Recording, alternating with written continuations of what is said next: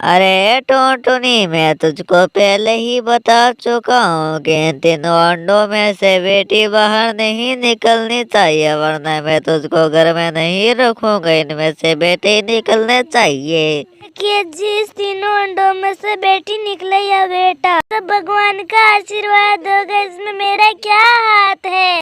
इतना कहकर कालू कौवा वहाँ से चला जाता और फिर उन तीनों अंडों में से 2 अंडे फूट जाते हैं और उनमें से बेटियां बाहर निकलती है। अरे दोस्तों, हमारे वीडियो को लाइक करें, शेयर करें, कमेंट करके जरूर बताएं कि हमारा वीडियो कैसे लगा।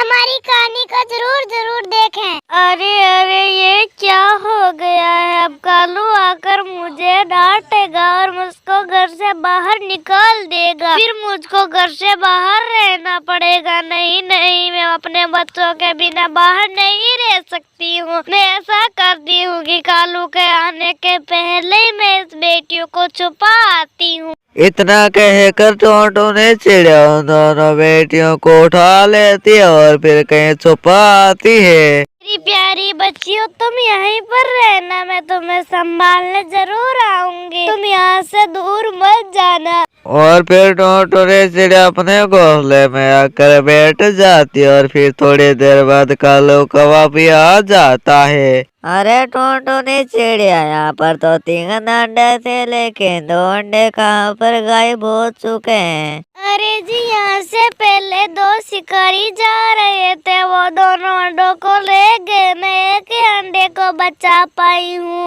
यह तो ठीक ही हुआ है, क्या पता उन दोनों में से बेटियां निकलती तो मैं तो बर्बादी हो जाता।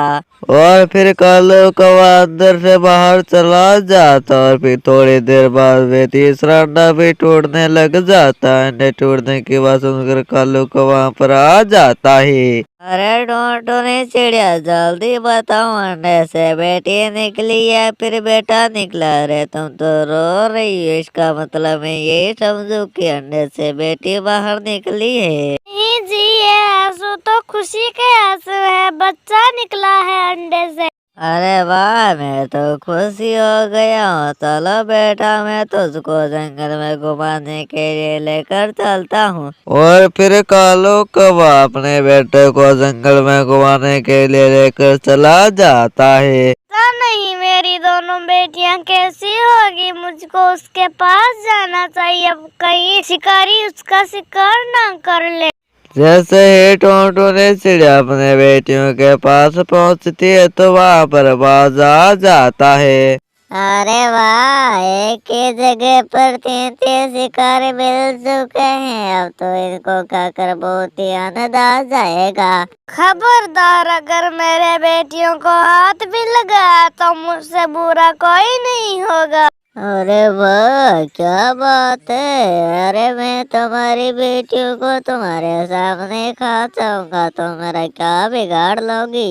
फिर टोंटो ने चिड़िया और चील में जबरदस्त लड़ाई होने लग जाती है। फिर टोंटो ने चिड़िया बुरी तरह से घायल हो जाती है और फिर अपने बच्चों को बचा लेती है और फिर घर लेकर उन्हें आ जाती है।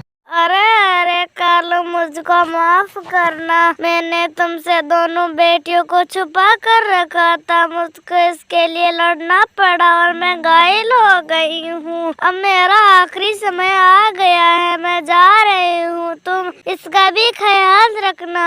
अब मैं इस दुनिया से जा रही हूँ। नहीं मम्मा, हम आपके बिना कैसे रह पाएंगे? बाबा बाबा, आप मम्मा को जल्दी अस्पताल लेके जाए, जल्दी। और फिर कालू कौवा टोंटो ने चिड़िया को अस्पताल ले जाता और फिर उसको वहीं पर भर्ती कर देता है। क्यों ना मैं ऐसा करता हूँ कि टोनटुनी चिड़िया को यहीं पर छोड़कर चला जाता हूँ। इसका अस्पताल में कौन फीस भरेगा? चलो जल्दी भाग जाता हूँ। और फिर कालू कौवा वहाँ से जल्दी जल्दी आ जाता है। बाबा, माँ कहाँ है? आप उसका साथ क्यों नहीं लेकर आए, बताओ। तुम्हारी मम्मा तो मर चुकी है, इसलिए उसको साथ नहीं लेकर आया।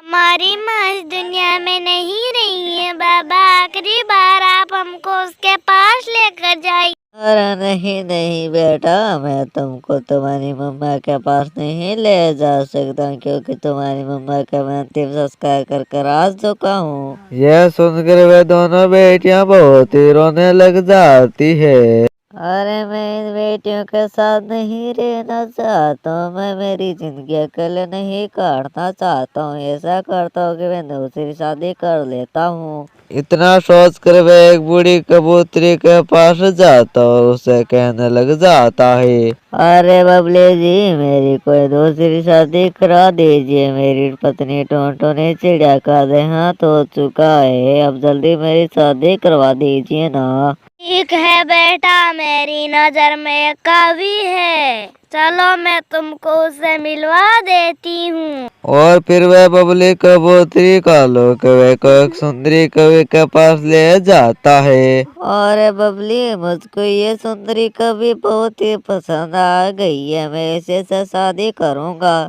लेकिन मैं तुमसे शादी नहीं कर सकती, तुम्हारे दो बेटियां हैं, मैं तो उसके देश में रह जाऊंगी, फिर मेरे सपने पूरे नहीं हो पाएंगे, मैं तुमसे शादी नहीं करूंगी।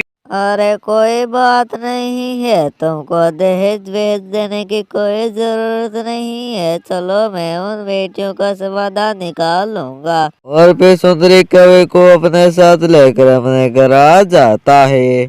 अरे सुंदरी कवि, चलो यहाँ से चलते हैं, मैं मेरे बेटों को अपने साथ ले लेता हूँ। यहाँ पर रहेंगे तो ये बेटी हमको मुसीबत में डाल देगी, जल्दी चलो यहाँ से। नहीं बाबा नहीं, आप हमको छोड़ के मत जाइए, माँ भी हमको छोड़ के चली जाएगी, आप भी छोड़ के जा रहे हैं तो हमारा क्या होगा। तुम्हारी बकबक मुझको और नहीं सुनती है, चलो सुंदरी हम दूसरे जंगल चलते हैं और फिर वहाँ पर जाकर शादी कर लेते हैं। और फिर कालो कौवा सुंदरी कवि को दूसरे जंगल ले जाता और फिर सुंदरी कवि से शादी कर लेता है। और फिर टोनटोनी चिड़िया अस्पताल में तैयार हो जाती है और फिर वह अपने बच्चों के पास वापस आ जाती है। माँ आप हमारे साथ ही रहना। और फिर टोनटोनी चिड़िया हमें सिर हिला देती है और फिर टोनटोनी चिड़िया उनसे कभी अलग नहीं होती है, फिर सभी खुशी खुशी रहने लग जाते हैं। तो दोस्तों, ये थी आज की कहानी, आपको कैसे लगी कमेंट कर जरूर बताएं।